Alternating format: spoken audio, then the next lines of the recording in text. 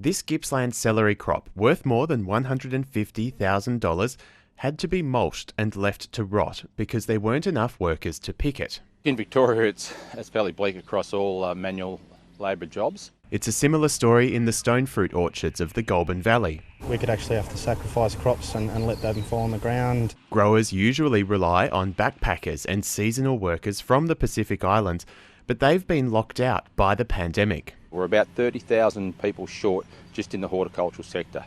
Under the deal struck today, the Andrews government will allow 330 Tasmanians returning from overseas to complete their 14-day quarantine period in Melbourne.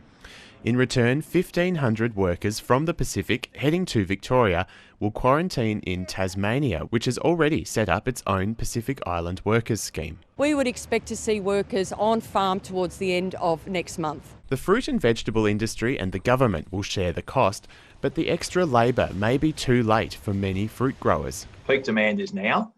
They need workers right now, not in 8 or 12 weeks' time. Victorian farmers have been criticised for preferring to use foreign labour instead of tapping into our domestic workforce, but industry leaders say that's not the case. But its time has come now for JobKeeper to disappear.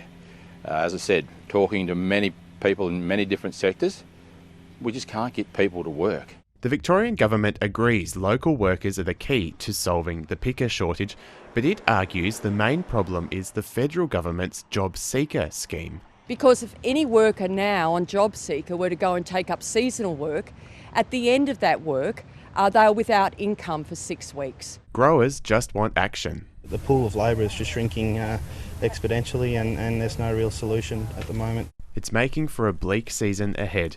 Peter Somerville, ABC News, Lindenow.